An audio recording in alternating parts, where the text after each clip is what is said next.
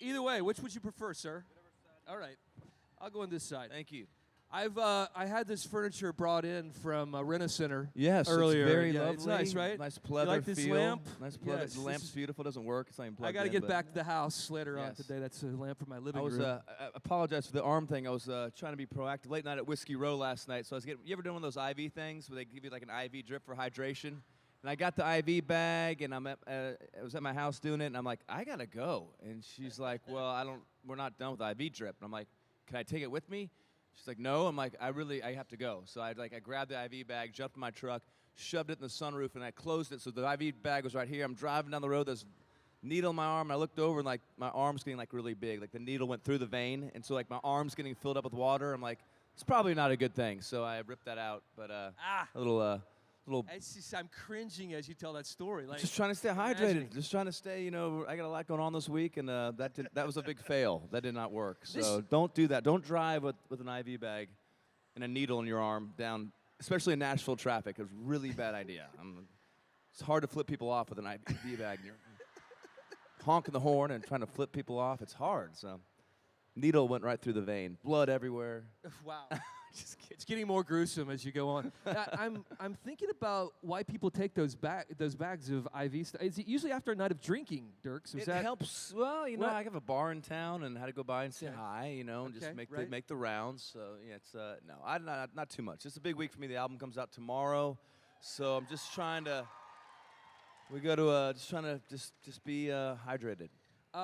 So last night, CMT Music Awards was awesome. Thank you for being there, performing with Brothers Osborne last night. Before we get to that, though, I loved your date last night. Yes.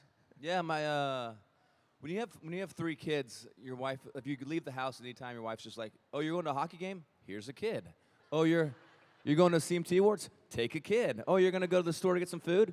Take a kid. So it's like, and no matter where I go, I have one in tow. So yeah, last night, my 7-year-old Jordan came with me, and she loved it. It's always fun to see anything through a kid's eyes. I mean, she was just, the confetti guns went off, which I've seen confetti guns now a lot. That really doesn't surprise me. But for her, it was like the coolest thing of all time. So just like seeing the show through her eyes was awesome. And it was a great show. And CMTs, they did a great job. Every year they step it up. I love that outdoor stage. That was so cool. It was great. Yeah, it was a great show.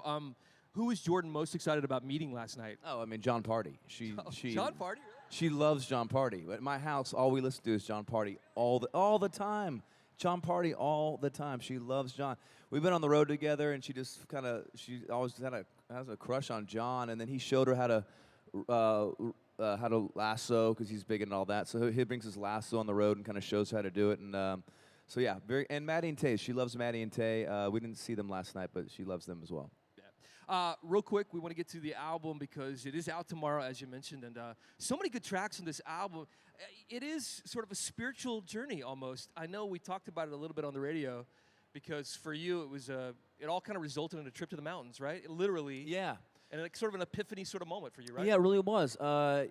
June of last year, I played the Telluride Bluegrass Festival, and I was out there, and I just felt so happy and free, and I had a lot of gratitude and for the fans and for what I get to do. And I started thinking about this idea of the mountain. I grew up in Arizona, and I was always surrounded by mountains. I've always enjoyed going for hikes and stuff. And just the idea of like being around mountains, but then just thinking about all the stories I hear from you guys at meet and greets, as well as on like the campaigns and stuff on social media where people talk about women that inspired them. Like most recently, the Woman Amen campaign we're launching, and it's just realizing everybody has like their mountain. Yeah. Everyone has a mountain they're climbing. A lot of times it's under the surface. You look at someone's face and they seem totally happy, but everyone has something they're dealing with. They have a mountain they're climbing, and so the idea of like the physical mountains with this metaphorical mountain was something that was really intriguing for me as a songwriter and an artist. Kind of gave me something to tackle.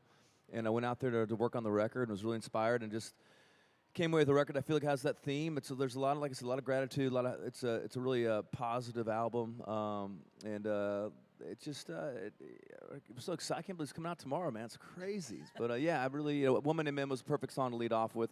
Burning Man is I love that because it ties back into that festival out west where I'm from, and just the idea of being a little bit holy water, a little bit Burning Man, just like we all have a foot in both worlds. Right. And then next song hopefully be Living, which is a song about some days you're just getting by, some days you're just alive, but some days you're living. And those are the days when I'm on the road playing a show, I feel like I'm really living. Like this is an amazing day, not just a regular day.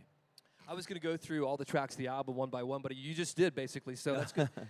Burning Man, you did perform with Brothers Osborne last night on the show, and why bring them in on that particular song? Obviously, they're touring with you also, so that helps. Yeah, I've done a lot of collaborations over the years. This one just feels so natural and fun, and they're just great guys. And that song, I really feel like there's a great part for to share a vocal with. Mm-hmm. But also, there's this crazy guitar part stuff happening. So, like, there's no one else out there. Yeah. It's like Brothers Osborne. Those are the guys. TJ is one of the best singers in town.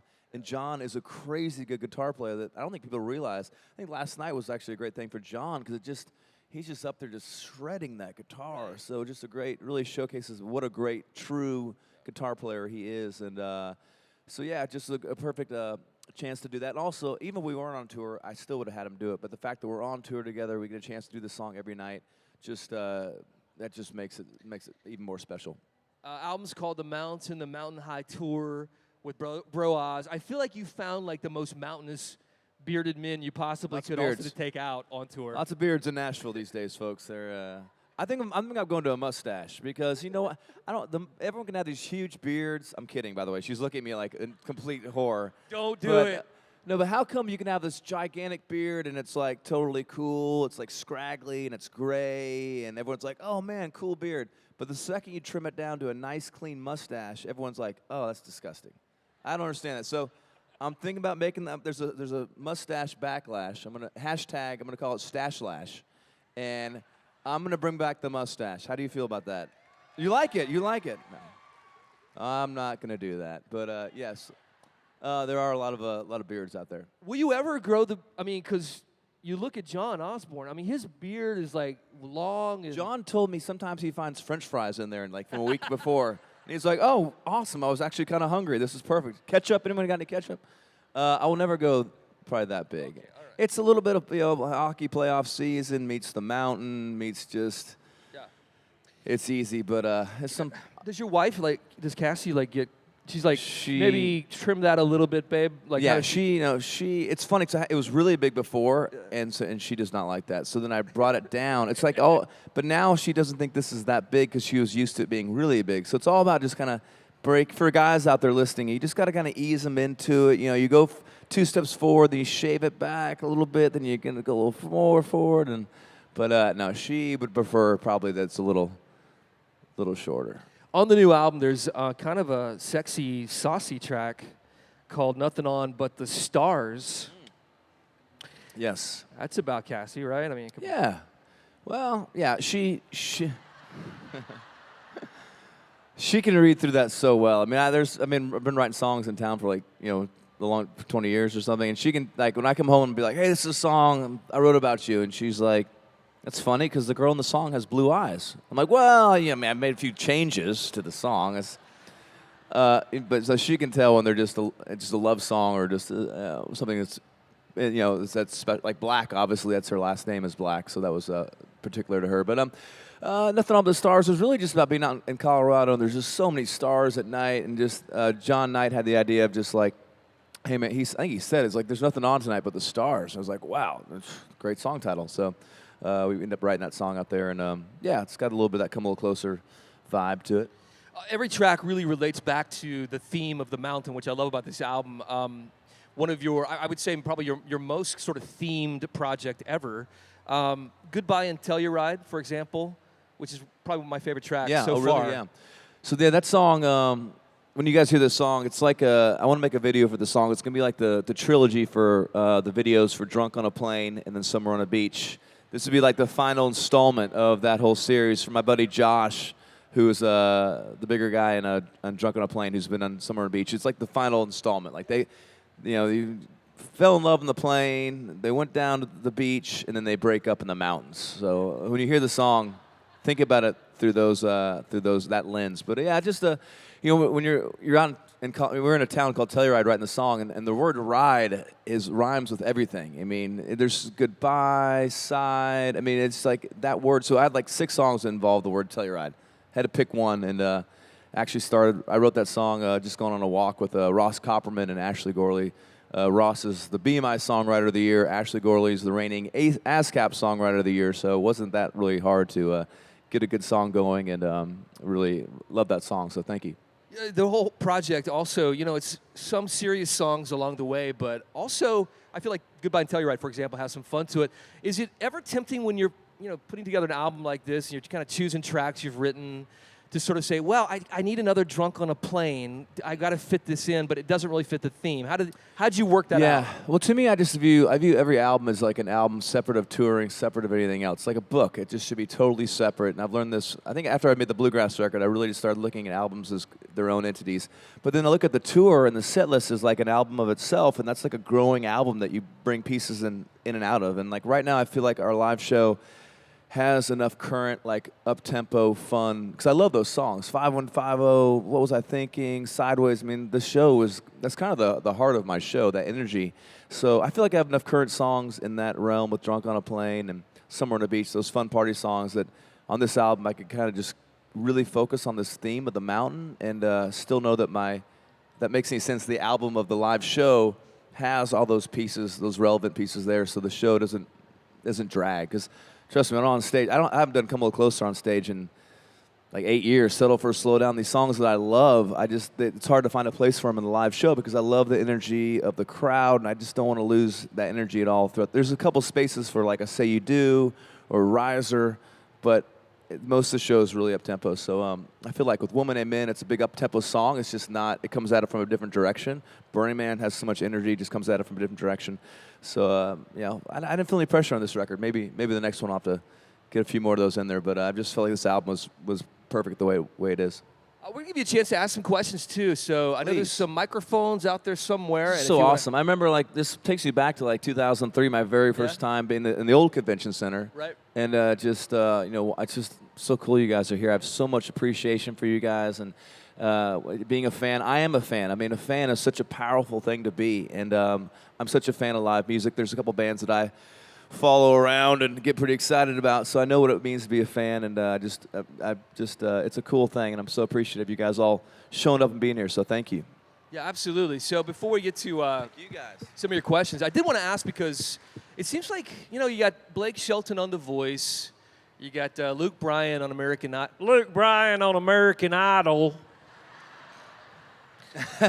What do you think, Katie? Going to Hollywood or not? That's pretty good. Lionel, what do you got to say about it? I love Luke at American Idol. I'm wondering, would you ever do I'm sure you've been asked by now. Would you do one of those shows, like be a judge or a mentor or a coach or something? I just wouldn't. I just know. There's no way I could go to L.A. Like L.A. to me is like the opposite of living. It's like that. I love every, we get a chance to go out there and do TV, Ellen and all this stuff. I love that. It's like in and out, do something great, then get out. But man, you land and you're going like 5 miles an hour on the freeway for 2 hours to get somewhere, and it's just, I don't know. I think what I've learned over the years is just like concentrate on your strengths and just focus on things you love doing. I'm not getting any younger. I love singing. I love meet and greets. I love writing songs. I love my band. I love the tour. I love the atmosphere of the whole backstage area and the buses and the trucks. And I love my family. And I love, I have 3 kids, and they all need time. And I just adding anything to that list that doesn't like bring like, it's my life's either, I've broken down either it's a big it's like, yes, I want to do that. That is totally what I want to do. Or it's just a no. Yeah. And it's that easy. And that doesn't mean I don't do things that aren't, that necessarily. I mean, I find a way. There's some things I necessarily maybe I don't want to do, but I turn them into a big I find a way to make them like exciting to me. But doing that whole thing and also a great thing about country music is like, for me, I'm a big. If I go into Walmart, I'm a big star. Like, hey, those are my people, right? I recognize that. Or Home Depot, I'm like, what's up? I know everyone. It's a pretty good time. But the rest of my life, I'm pretty much just like able to like go just be a normal person, which is something I really cherish. Well, once you're. I mean, I don't think Blake can walk anywhere without being, like, just mobbed, which would be, I would hate to lose that level of, it's a big word for me, anonymity. Is that right? I have no idea what you just said. Where you can just blend. It's just nice to be able to be. Anonymity? Anonymity. Yeah. I like going places, just me and my kids, and just being, like, not having to bring people around and stuff. You're normal except for the ice bath thing and the stuff you do backstage to we have fun. We have fun together. Get amped up for your shows. I mean, the ice bath. last weekend on Hot 20, you introduced me to your biocharger machine. That segment, my mom loves Cody almost maybe more than I do. I love your mom. And she thought our last one was the best one yet. She loved it. Really? Yeah, she just thought that got was her so stamp of funny. approval, Yeah, huh? because Wow. there's just there's a lot of personality in that piece, and I always appreciate you coming out there. And Oh, I'm it's always fun. scheming of things to put you through, whether it's the ice baths or the biocharge or the trampoline. Really got some things lined up for you next time. Well, I'm scared Yeah, I would be now. very I am scared. You think scared. this is bad? Wait till I'm gonna have needles sticking all over you. It's gonna be. So do we have a question out there? I don't know exactly where to go with the microphones or where they're at here, but I'm told we have mics somewhere. So someone will come to you if you'll raise your hand and keep them risen. I guess we'll come get out to your there, questions here in 2 seconds. She goes. Okay, here we go. We got a mic. Somebody has to start this. Yes. Sue from Toledo, love you. Hey, Sue, So glad love you're you. here. Thank you. So glad you're here. What's tops on your bucket list? Tops, life, What's music. up there?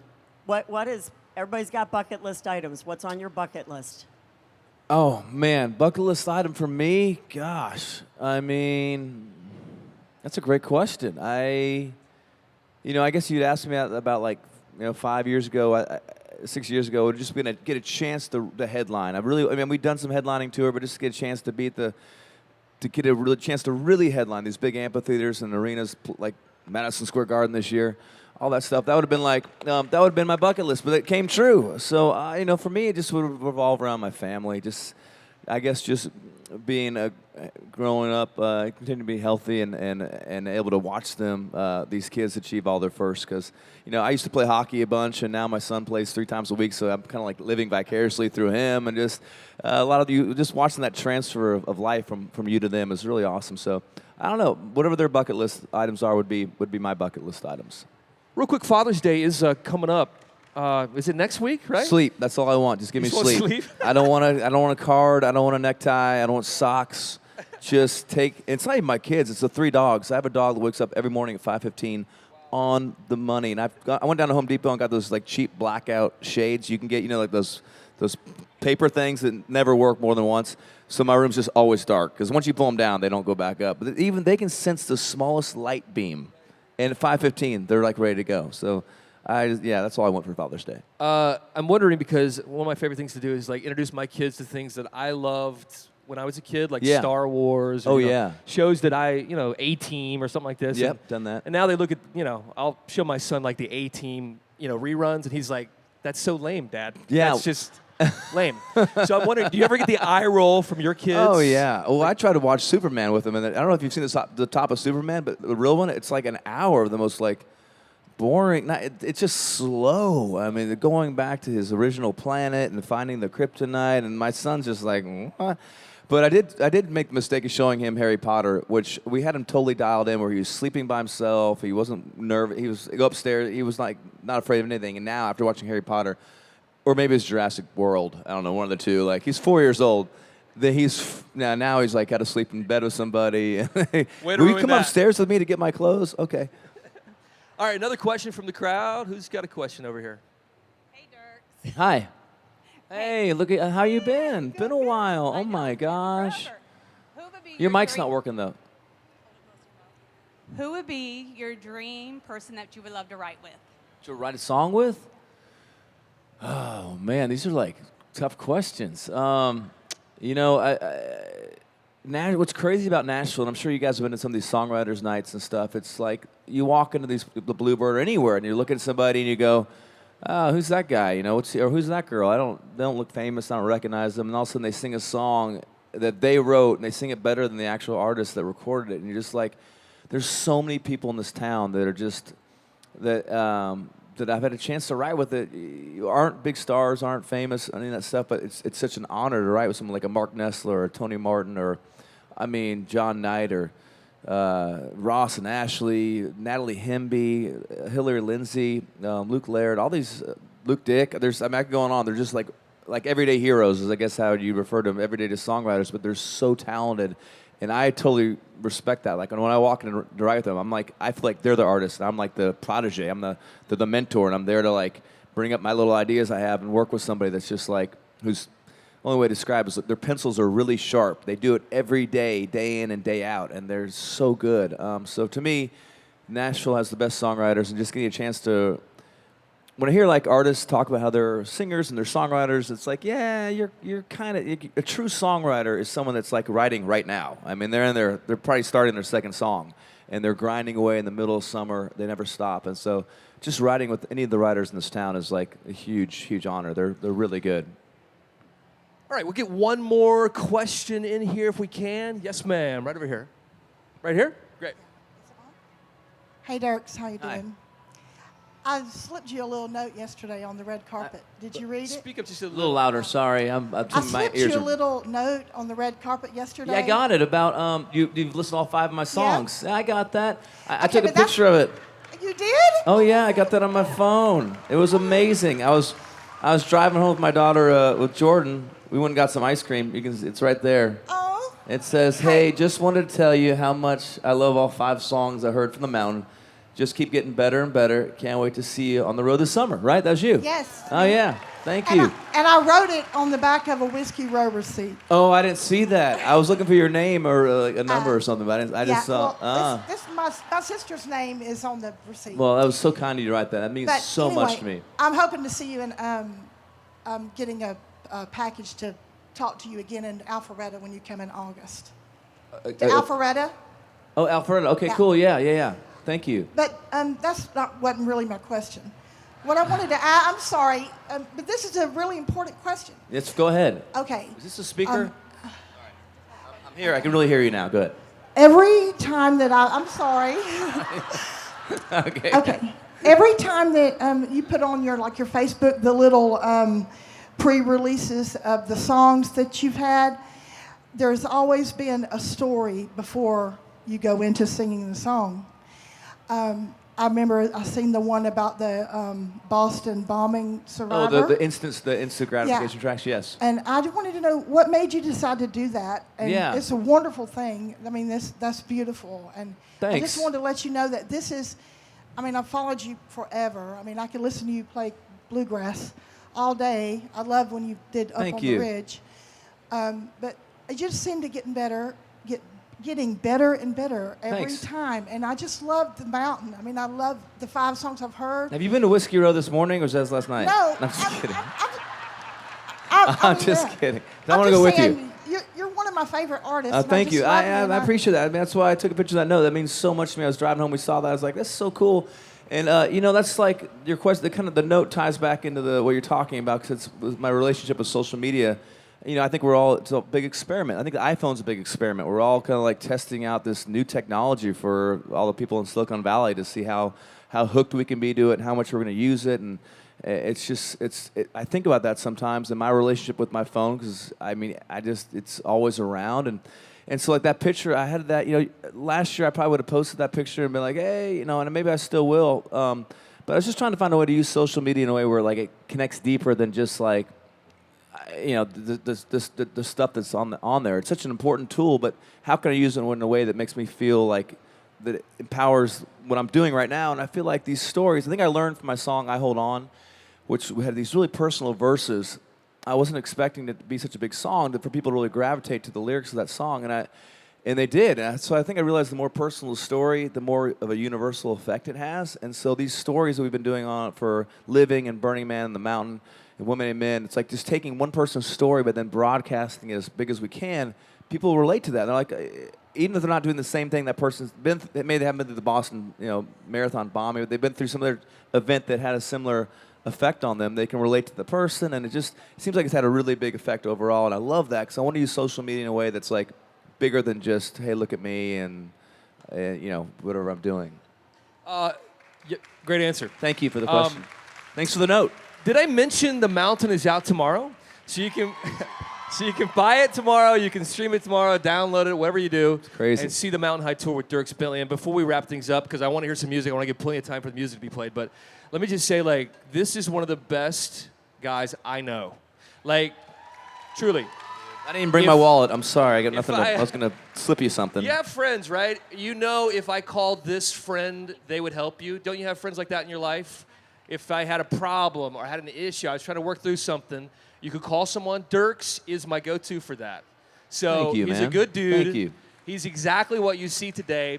Go get the mountain tomorrow. Let's hear some music. Let's do it. Love you. Thanks. Ah, those lats. I mean, what are you doing back there? You said some more of a, oh, is this still on? Sorry. Is that like a press? You press it down. You push it up. Man, I gotta work. How are my lats looking? Ladies, not bad, right? I mean,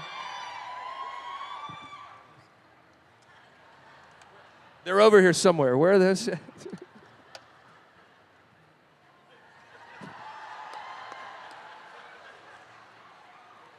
Pretty good. All right. Now I got to do this. All right.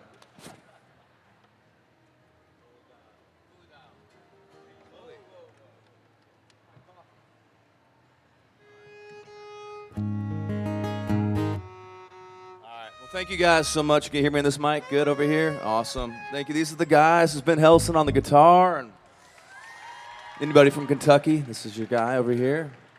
Anybody from the Ohio, Indiana area? Oh! Back there, Cassidy Feesby. And I know this is going to get the biggest cheers. Anybody from the White Bear Lake, Minnesota area? I thought it was a little lackluster. There's not a lot of White Bear Lake folks here.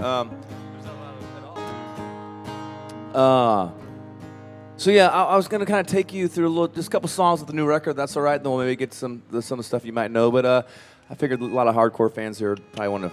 You probably heard the hits once or twice. So, but I'm gonna take you back in reverse order of how I see these songs being singles. So we've had Lemonade Man. Right now we're on hopefully getting to Burning Man. But I hope this will be the third single. And I feel like this song really sums up just the vibe I have about life and the road. And right now it's what I was saying earlier, about that idea of some days you're really living, like talking about the iPhone earlier. Some days you look at your phone, there's no pictures. You didn't take any pictures because nothing really special happened. It was just like another day, not a good day, not a bad day, just another day of life. But someday you have 20, 100 pictures, and those are like the days you're really living. And I love those days, and I try to really be cognizant of those days and dive fully into them. So that's how I feel our live shows are. Those are days that you guys and we all are really living. So that's what this song's about, and it's called Living.